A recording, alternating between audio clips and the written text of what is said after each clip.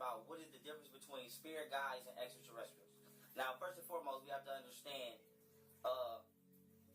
both can be technically non-biological, but in this particular event, for the most part, I want you to have the extraterrestrial in your mind as being a biological sentient being versus an electromagnetic module of consciousness that you can download and channel, which is also a fact. Now, with that being said, a spirit guide is a spiritual being, all right? A consciously aware entity whose job is to make sure that you don't get lost in a third dimensional perspective while in this body. So let me give you an example, right? An example I always give. When you come out the womb, you already know everything. This is why children know everything.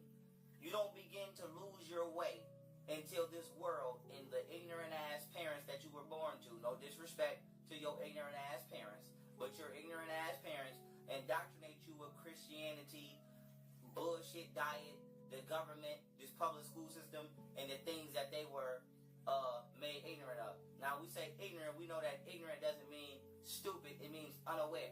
And a lot of people in this day and time have a problem, specifically parents and older people have a problem with acknowledging the fact that their children are actually smarter than them. And this is not something that is bad, you know. This is the way it's supposed to be, okay? It's called life.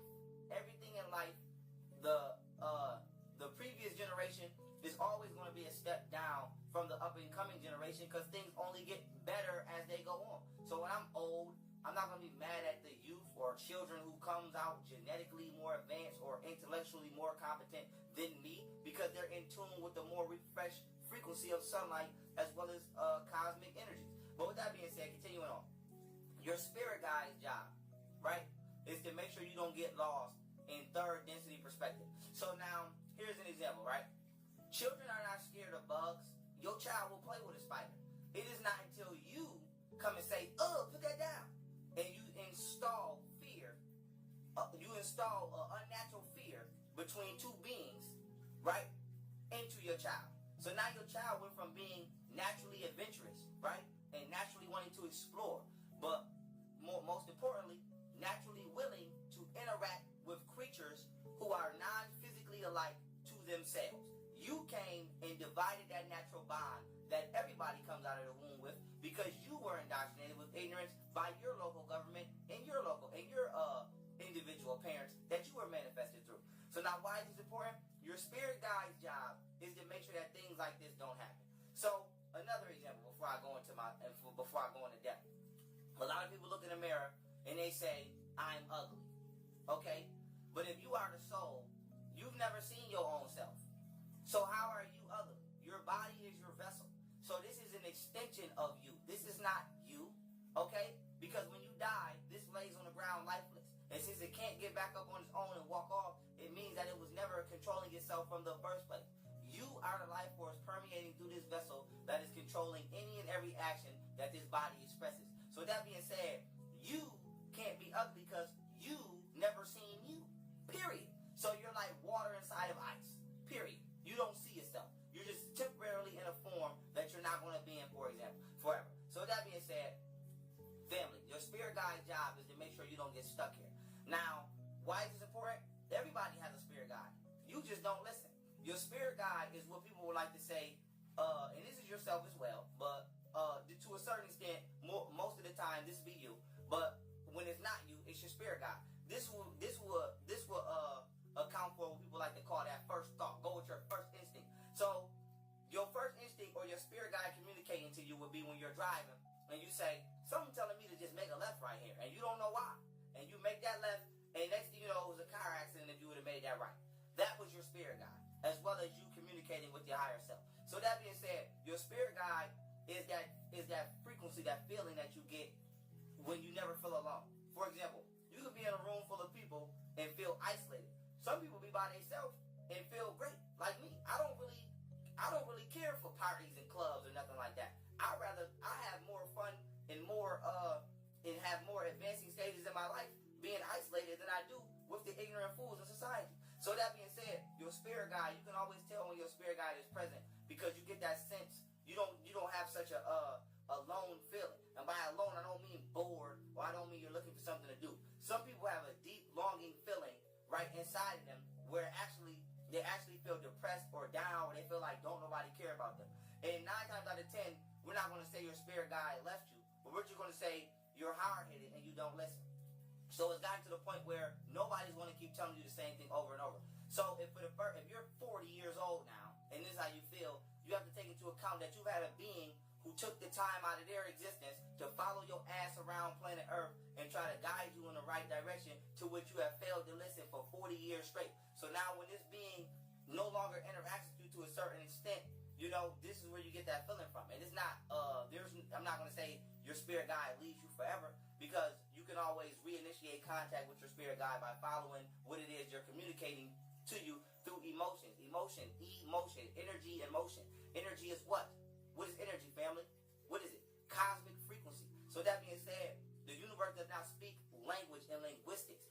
Verbal communication is a secondary medium. It means we've downgraded a spiritual level. At one point in time, we were speaking telepathically and eating food, aka photons, directly from the sun. Now we've downgraded and we've lost the ability to speak well, now I'm not going to say lost. We don't utilize the ability that we have to speak telepathically, so now we have to use our vocal cords to communicate. So it's like when you can't make a call on your goddamn cell phone and all you can do is text, same thing. You can't use telepathy, so all you can do is talk. We used to be able to perform what is scientifically known as human photosynthesis, where the melanated tissue receptors located within the epidermis layer of our skin would digest photon frequencies and light particles directly from the sun and convert it into dietary energy. We don't utilize that ability. Half of us don't go the fuck outside at all. So now what we do is we have to get our photons from somewhere else. So I'll give you an example.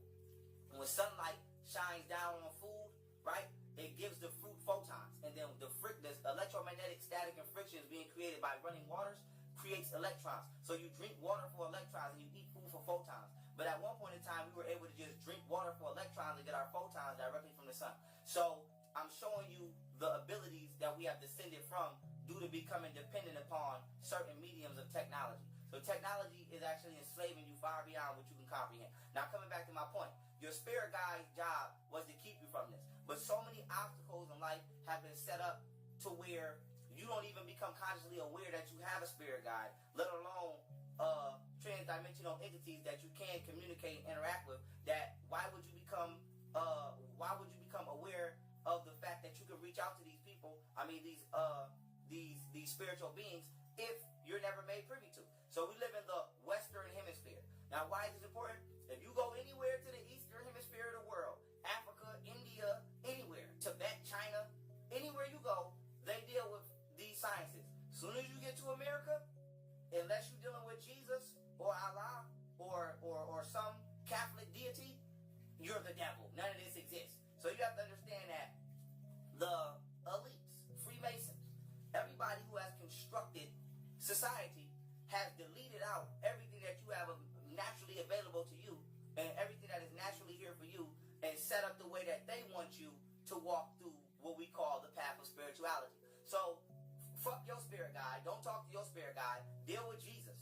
When Jesus doesn't even exist. So that being said, a spirit guide's job is to keep you from getting caught in third dimensional perspective. Their guide is not to be a genie and grant all your wishes. Their guide is to see what you can't see fully because you're contained inside this vessel. So for example, and you can actually, Stanford University has actually recorded people's souls leaving their body during astral projection. So this is all fact. Go study transdimensional physics. Now with that being said, family, your spirit guide's job is to basically hold your hand, right, until you reach the level of spiritual enlightenment where you don't need them anymore. So a Buddhist monk would not need a spirit guide because they've reached that level while in this vessel. A spirit guide is already in that level because they're not in this vessel. It is hard for you to obtain a certain frequency while you're experiencing phenomena through what is known as the 5 physical senses. Your job is to transcend the 5 physical senses and actually process phenomena directly through your 6th sense, which is your pineal gland or your third eye. The average person is not doing that. The average person is drinking fluoride water and calcifying their pineal gland thanks to their advice that they follow from their local government. So with that being said, the science of spirit guides are not being made known to people, let alone even if you learn about it, you have to do a whole lot of detoxing within yourself, not just biologically and physiologically or chemically, but morally as well, okay, to even reinitiate the contact that you were ignorantly tricked into losing. Now, the job of an extraterrestrial, right, is somewhat the same of a spirit guide, but it's not. The job of an extraterrestrial, right, is somewhat the same of a spirit guide, but it's not. The job of an extraterrestrial, right, is to initiate the evolution and expansion of consciousness. So your spirit guide's job is to make sure that your ass stay conscious, right, and to help you avoid certain things that you may not be able to see on your own. You may be able to. I don't know if you're telepathic, you channel your empath. I don't know you personally, so you have to assess yourself individually. But an extraterrestrial's job is to basically come and give you an expansion of potential experience. Now, I'll give you an example. You would never do a backflip if you never seen anyone do a backflip. You know why? Because you would have never thought about doing it. You can't experience something unless you think about it first, okay? You can't build a nation unless you imagine it first. Hence, imagination.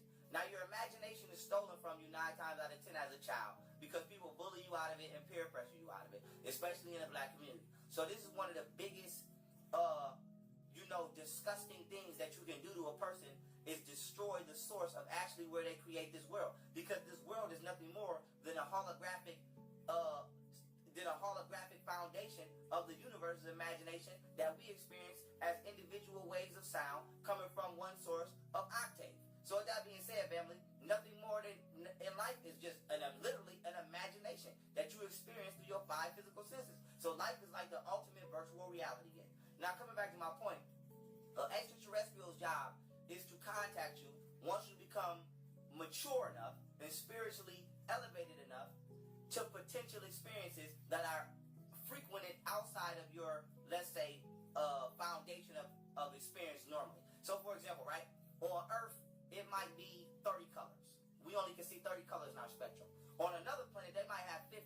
So the extraterrestrial's job is to say, let this person know that there's 20 more colors that they can experience, and this is the information and sciences that they can derive from these colors. And you share and you build what is known as an intergalactic community, which is actually in existence and is actual fact. Now with that being said, family, and don't worry, I'm coming with the extraterrestrial lecture with all the documentation, CIA classified files and all of that. So stay tuned, I'm gonna have a link ready for y'all real soon for the week's out. Now with that being said, let me give you an example. A fish in the ocean, right? Dolphins can communicate with humans, right? Every animal can communicate. So let me rephrase that. Dolphins and whales can communicate at a higher level with humans opposed to other animals, right? So now, a scuba diver would be more prone to communicate with the dolphin than it would be with, let's say, a goldfish. And the scuba diver would damn sure be more prone to communicate with the dolphin than it would a shark. So now let's take that analogy and apply it to people. A shark would be a savage-ass, uncivilized, lying, stealing, scamming, demonic person on this planet. A goldfish would be the average ignorant person just swimming around life thinking that it's normal. A dolphin or a whale, let's say, would be a conscious person. We're not even going to apply them a race right now. We're just going to say somebody who's righteous, who's conscious, and who has a quantum intellect. Who do you think an extraterrestrial is more prone to contact first? An ignorant-ass savage, a blind sheeple, or a conscious person? Is the extraterrestrial going to go to an elevated entity? No. I mean, yes. Is it going to go to a non-elevated entity first? No. So when a lot of people say, well, why I don't see UFOs and why I don't, that's because you're a McDonald's eating, womanizing, beating ass, bird ass nigga. That's why, nigga. I wouldn't talk to your stupid ass either if I was an extraterrestrial dick. So with that being said, understand that the universe is reactionary. Nobody's going to come to you until you deem yourself worthy of being came to. Now let me give you an example on expanding your consciousness. If a fish was swimming, right? Fishes don't know that people exist. Fishes don't know that it's 167 different haplogroups of humanoid entities on this planet. So when a diver dives into the water, this expands the conscious awareness of the fish. So now when the fish go back to his family, he say, guess what, Billy? And Billy says, guess what? What happened, Joe? And Joe says, I saw a motherfucker jump in this water and get back out. You know what Billy's going to say? Joe, you're fucking crazy. You know why? Because Billy hasn't had that experience, or he hasn't been pre-prepped, right? To become consciously aware that it's life outside of the ocean that they haven't seen. Let alone life deep down in the ocean that they haven't seen. This is the same thing with humans. And this is why extraterrestrials are they're spoon feeding themselves to us slowly but surely because they don't want everybody to react like Billy's ignorant ass. Okay? So you have to prep Billy's stupid ass at the fact that there are scuba divers out there. There's something out there called a scuba diver. So to a fish, a scuba diver will be an extraterrestrial. Okay? And when a fish makes contact with an extraterrestrial, this expands the awareness of the fish that it has a potential to have an even more grander physical experience. You know why?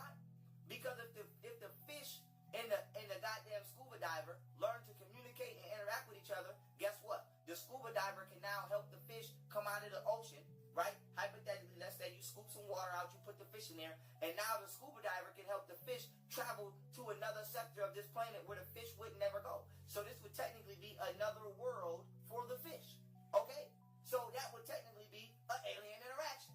Now, with that being said, that's not even including the fact that there's other species in the ocean that the fish is not even privy to. So now let's apply it to Earth. The scuba diver in this situation will be a UFO with a sentient being aboard the craft. And the fish in this analogy is me and you. So when you see a UFO come down, or when you see a crop circle, which I already broke down the science behind crop circles, and how the genetic material of crop circles are altered, you are the fish. This is expanding your consciousness. So when you go outside at night and you see them flickers in the sky, and you know it's not a plane, but you know it's not a star, okay? It's exactly what you think it is, goddammit. It's a craft trying to expand your consciousness. You are the one in denial. And the denial, right, of what you have already proven to yourself and what the government constantly keeps hiding from the world, like we stupid, like we don't know extraterrestrials exist, like we don't know they got a whole United Nations ambassador whose goddamn job, I believe her name is Meslan or Mian Offman, go look her up, whose job is to meet and greet extraterrestrials, like we don't know this shit, then you're enslaving yourself to the Matrix. So the point of extraterrestrials is to expand your potentiality of reality in regards to what you could be experiencing. So when we look at ancient civilizations, whether you want to talk about the Native Americans, what did they call them? The Star People. We can go to Aztecs, Olmecs, Mayans, Egyptians, Greeks. We can go to any ancient civilization. Every single ancient civilization has documented not only extraterrestrials, but left behind artifacts of interactions with extraterrestrials. Only today, in this day and time, do we have a government set up that shuns the very existence of what it is that has been empowering people on this planet for thousands of years. And one of the main reasons is because they're melanated. So with that being said, that's another reason. And you can go look up Norman Begram for that, and read The Rings of Saturn, who was a NASA scientist for I believe over 12 years. And he'll tell you that he's seen melanated extraterrestrials get off a craft on Saturn. So with that being said, family, the truth is actually what media is trying to paint as a fantasy, and what they're trying to paint and what's actually a fantasy, they're trying to give it to you as truth. So they'll tell you Santa Claus is real, they'll tell you Jesus is real, but then they won't tell you that President Eisenhower actually met with extraterrestrials. They won't tell you about Stephen Greer, who's been exposing the unacknowledged special access programs and all of the shit that's going on in the government for over 20 years. They won't tell you about none of that. So that being said, family, you have to understand that everything school taught you is bullshit. Everything that college taught you is bullshit. They might as well close down Harvard, because all of that is bullshit. Everything you think you know is a lie. It's useless. And this is why everything you said every time in high school when you said, I don't even know why I'm learning this, because I'm not never going to use it, that was the realest shit you ever said. And ain't that shit come true? Don't you not use none of that shit? That's because it's nothing more than distractional information meant to form your inner being to a frequency that is suitable for the Matrix, not for reality. So the job of a spirit guide is to try to help you not get lost in this realm. Let alone, not only do you have this realm to overcome, you have an artificial realm to overcome called the Matrix. So Earth was already hard enough because it's cold outside and we like the sun. Now it's even more harder because not only is it cold, you can't even depend on your own natural resources for heat, because another motherfucker's controlling that, telling you you can't be warm unless you pay them a utility bill. So your spirit guide has a hell of a job to do now, plus you. And then an extraterrestrial can't even interact with you because you've been desensitized and deprogrammed to even opening yourself up at a level of consciousness or controlling your breathing rate to get your mind in the delta state to where you can even channel or interact with them. And then when you do, you live in a world that is built upon debunking something that they know is true so far that they'll go to the extremes of sacrificing you and throwing you in the you in a straitjacket if you say, I seen the UFO. They got laws that'll take motherfuckers to jail for talking about extraterrestrials. But